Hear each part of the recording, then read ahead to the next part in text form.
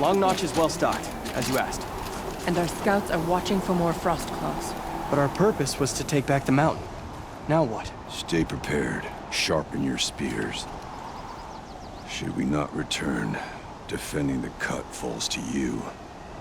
If our chieftain agrees with his course. Sounds like good advice, but let's hope it doesn't come to that. Chieftain? The weight of command is no small burden. I can see that. I take it you haven't spoken to Araya yet? Why should I? This is what she wanted, to return to Thunder's drum. It is her only care. So I should have known she would find a way to push aside my spear. After the Karja took my sister, not all of her came back. What happened to Araya when she was a captive of the Karja? As a shaman, she's adept with machines. Tracking them, stunning them. The Karja used her to capture them for the Sun Ring, where they were unleashed upon the innocent. They made her part of their blood sport. The shame she suffered beneath their pitiless sun.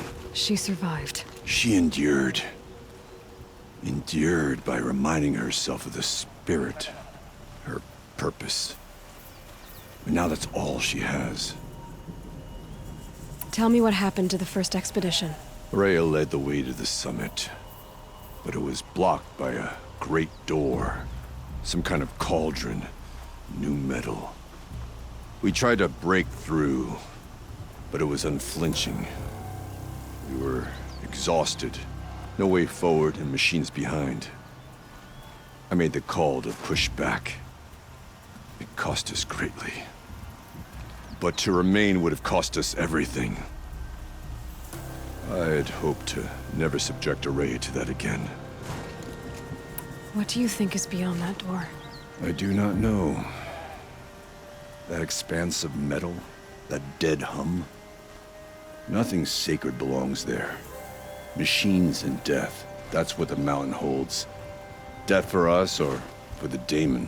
And if we do find the spirit? Then perhaps we should put it out of its misery. For what it's worth, I'm glad you're coming with me. Someone has to keep Araya safe. I've never traveled further south than the grave. In the old days, the Mad Sun King.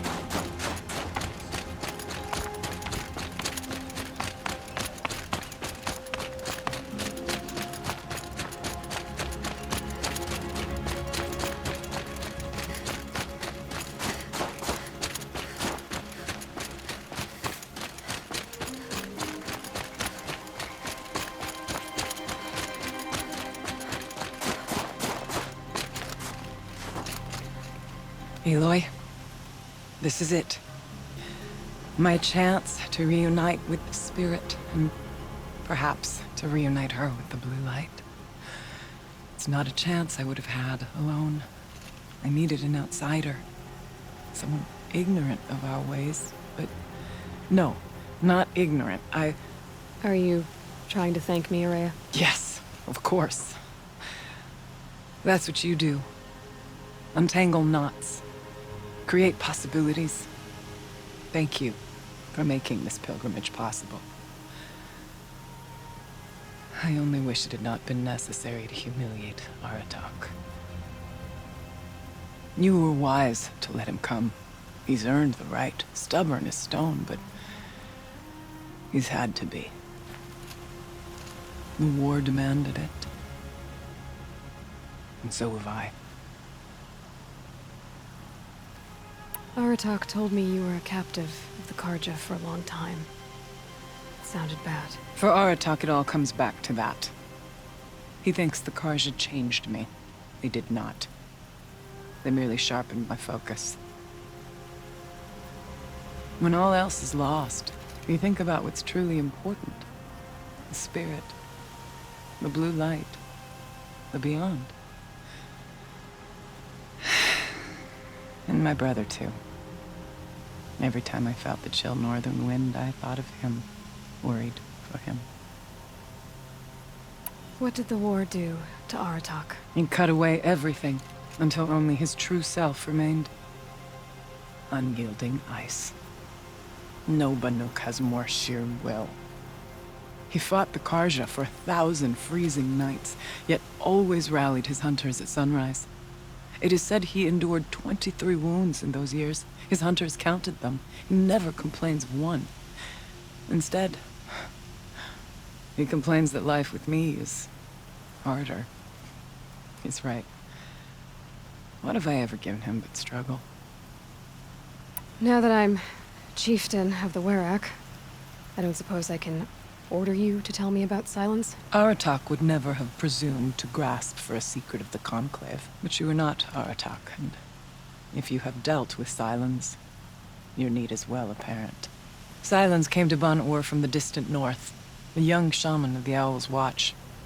A remote Werak that rarely comes south to parley. Silence was a shaman. He was. Or at least, when we sent runners to ask the Owl's Watch, they said he was.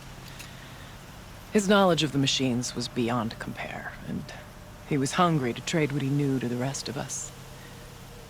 It didn't take him long to gain the trust of the Conclave, and eventually, an invitation to attend. What about you? Did you trust him? No. But he impressed me. He carried himself with poise and authority. I wanted to learn from him, but that was not to be. He was granted knowledge of our most sacred meeting place, the frozen caves of the Malmstrom, a month's march from Ban-Ur. He met with us there, as is custom at high winter. But when we next returned, the caves had been looted. Relics of the old world stolen. Holes cut in ice and metal. Yeah, that'd be Silence, all right. He vanished with the spoils. We sent our best trackers after him. None returned. And when we checked back with the Owl's Watch, those who had vouched for him were gone. As though he never existed. Some in the Conclave began to doubt he was even Banuk to begin with. And what do you think? He committed an unforgivable sacrilege. He's unscrupulous and dangerous. But also brilliant, skilled, and knowledgeable without equal. Except, perhaps, for you. Anyone else I would warn off, but you may be able to treat with him safely. Just don't lower your guard. I'll keep that in mind, Horea. Thanks. What are we gonna find up there, Horea? Ruins, machines, and a door, like that of a cauldron. I have faith that you can find a way through it, Aloy. For beyond it lies the spirit. I know I can find her there. Though I do not doubt that Daemon has tried to hide the way. It hasn't been easy for you, Horea. Getting back to this point. It was all to hear her voice again. This time, we both will. I'd like that. Are you ready then? Once we ascend, it will be hard to turn back.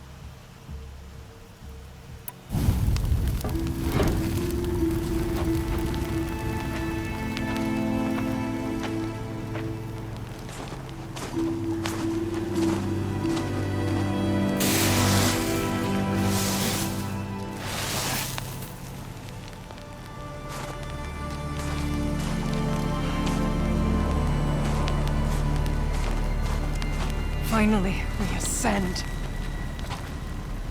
How? I don't see a way up. Not up. Through. No, brother!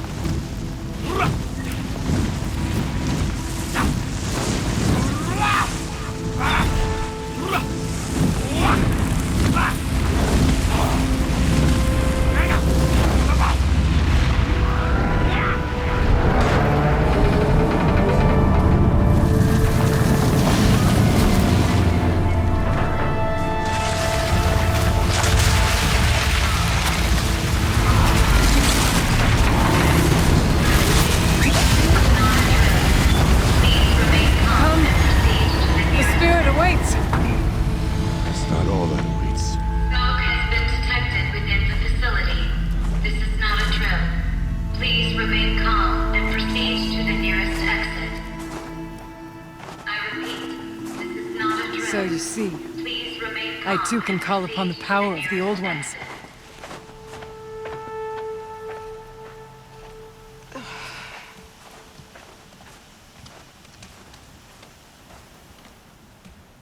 What was this place?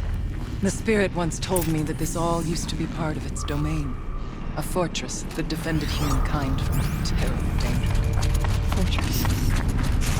Looks more like a machine. Is that not fitting? Blue light often dwells in machines. Let's just hope that some remains here.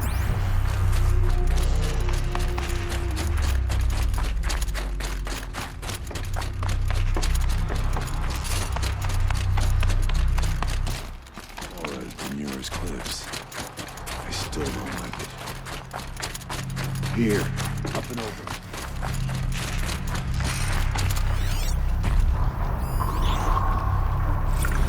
November 21st, 2064. It's been 3 years since I was last here, and 12 since I was running the place. Just a skeleton crew left, confused about why I'm here. So am I. Anita wants me to find a way to suspend operations for a while. Maybe a long while. And I don't know why. But from the sound of her voice, it was something terrifying. I wish I could look into her eyes, ask her what the hell she's so freaked out about, but what else is new? When don't I wish I could look into her eyes again? Aloy? Were you listening for something? There are memories here. Messages left by the Old Ones. And you can hear them. I envy you. What did they say? I'm not sure yet, Arya.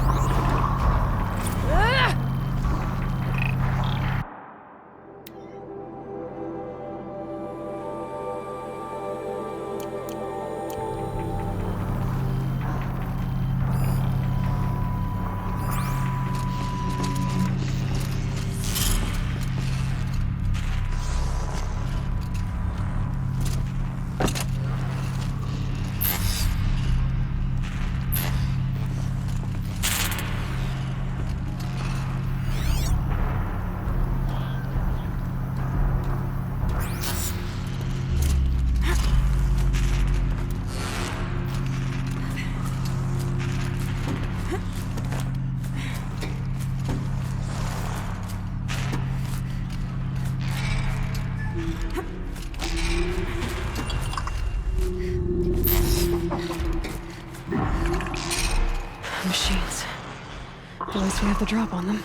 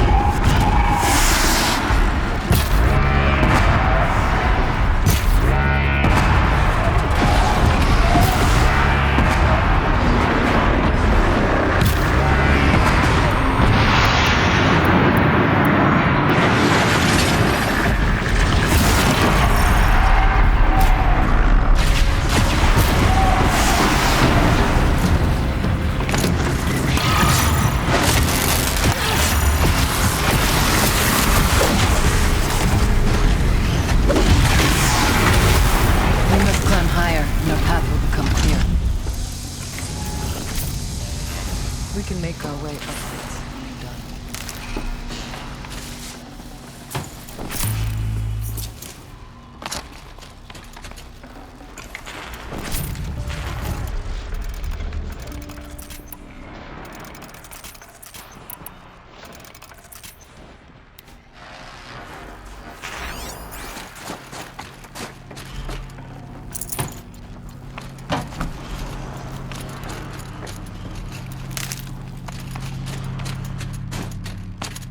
If the chieftain's pace is measured, ours is measured.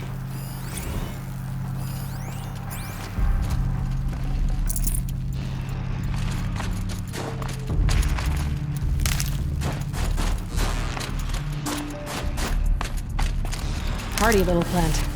You'll help.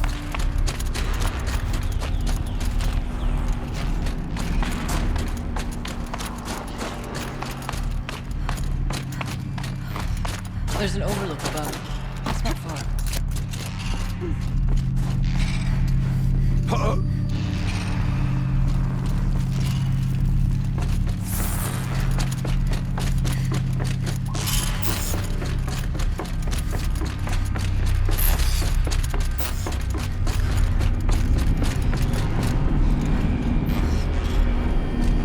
Yes, this way.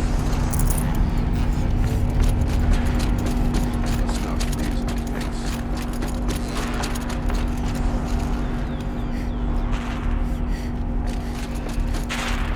Not much farther now.